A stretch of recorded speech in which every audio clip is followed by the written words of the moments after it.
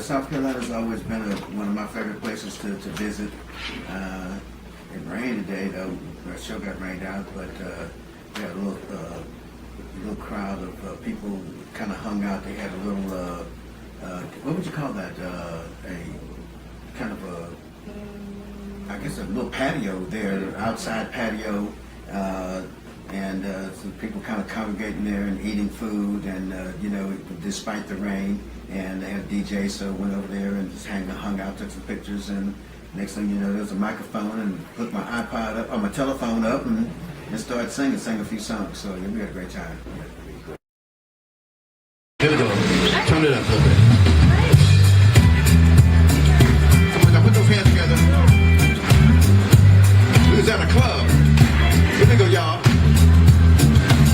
She walked in the club, real short skirt, low cut blouse, perfume smelling real loud, red lipstick, long fingernails. She got on the dance floor, started shaking her tail. We started to dance, she invited me to her place. Soon as we got there, she started kissing my face. Now I'm just a man, I couldn't resist. I never thought it would turn out like this. Oh, I didn't know it was your mama. She looked so young. She kept on showing me that in her time. I'm sorry, I didn't know it was your mama. I'm sorry, didn't know it was your mama. Look at here, y'all. She was dancing like them girls in the video, bending all over, touching her toes. She was doing the Tootsie Roll. I hate to tell you, your mama was working that pole. She was shaking to the left, she was shaking to the right. Your mama shook that big thing of hers all night.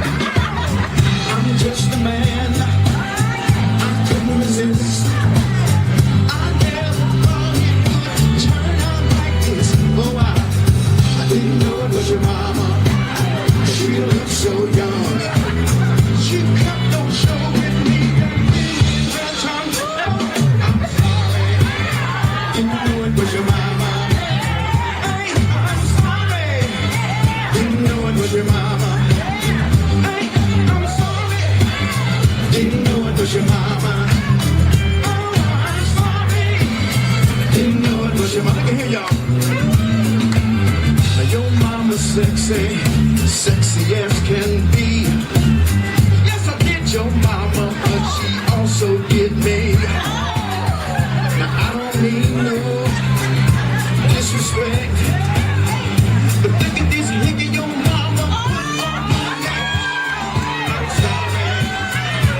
It was your mama. Hey, I'm sorry. Didn't know it was your mama. Hey, I'm sorry. Didn't know it was your mama. Hey, I'm sorry. Didn't know it was your mama. Look at here, y'all. It was dark in that place. She kept kissing my face. So dark I could not see. Please don't be mad at me. Her kisses made me weak. Your mom's such a freak.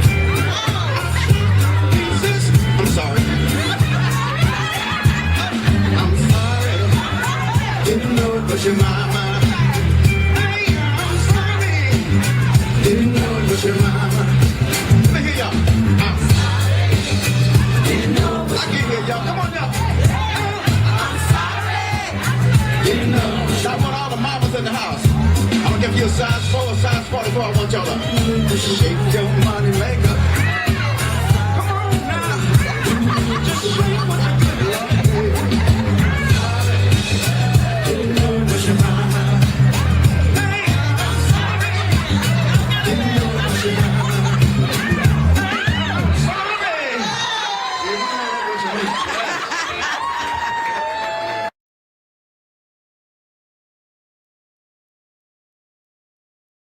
Right, yes, but I got a new record called Step It Out, and it's written by a young guy named Prince Damon, a keyboard player that I know. And he called me up and said, "Hey, I got this song." He had been after me for a while to come and do this song, and so I was like, just so busy that I just didn't get a chance to get by there. So, he said, "Man, I'm gonna get his song to he told me Archie Bell or somebody." I said, "Okay, I better go on and see what he got for me." So I went over there and put it down, and it just turned out fantastic. And gave it to Joe, and next thing you know, it started spreading around the radio, and folks are reacting to it in a positive way.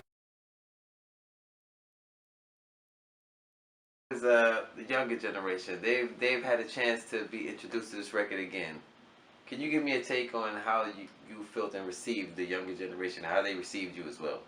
Yeah, well, it was really interesting. Steve Harvey started talking about my song in the Kings of Comedy, and then Kanye West, him and Twista sampled it, and then it just people started just like trying to figure out who I was and where I'm at and what I'm doing and everything like that. And so as a consequence of that, then a lot of youngsters started just looking at all my music. And then next thing I know, Young Jeezy and Scarface and Jay-Z was sampling my music. And so it was, I used to always kind of wonder, I'd see rappers buying, $100,000 watch, and I'd be like, how could they do that? And then I started getting these, humongous checks, and I realized that, like, when I was first starting, it was like you got money from the radio. Right. And if your song matched it on television, those are the only two mediums that you were getting money from. But now you was getting money from watches and, and iPhones and, you know what I mean? And just so many different streams that, money, revenue streams. And so I said, oh, I see. Because, I got, one day my wife called me and she's like, you just got 2 big old packages in the mail. I think it's they look like it's from the royalty people. And I said, well, open it. And she opened, she said, ooh, 94,000. Then she opened the other 94,000, one for the writing, one for the publishing. And I was like, oh, so I ain't gonna buy no watch though, but I'm gonna, pay the house off. Acting is something that I kind of like fell into. They got this big resurgence of black plays. And so what they were doing was they would, when they first started out, they would get a lot of actors who were local actors, and then they would kind of get a couple of seasoned actors or actors who were well known, and to kind of get people in the seats. And so after they did that for 8, 9 years, they decided, well, we got to do something else. So they said, let's start getting singers, And so they kind of got me to just kind of like help put butts in the seats, so to speak. And then I did 4 or 5 plays, and then I did a play for David Talbert. And so he gave me the script, so I'm looking, so this is your character right there. So I'm looking, and had a couple of words. This is my normal thing. And then the next page had a couple of words, and I turned it.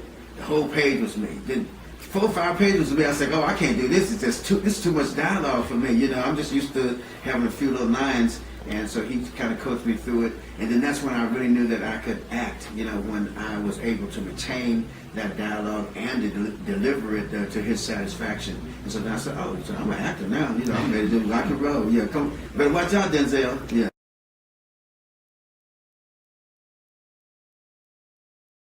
Well, I guess my biggest achievement with Child Power was just, learning how to work with others, the socialization that you have to have in a band. I had been in other bands before, but they were kind of small, but this band was a big band. It was a multiracial band, multi-ethnic, and everything like that. So, I learned how to deal with business with the band, because we were riding together, and so you had to kind of like, it's like, hey, I want my piece, and and this is what I deserve, and things like that. To kind of speak up for yourself, and so it was a great proving ground for me as an artist to to learn how to map out your stake and say, okay, this is mine, and then basically be able to do it in a way that you can maintain a business relationship with people. Yeah.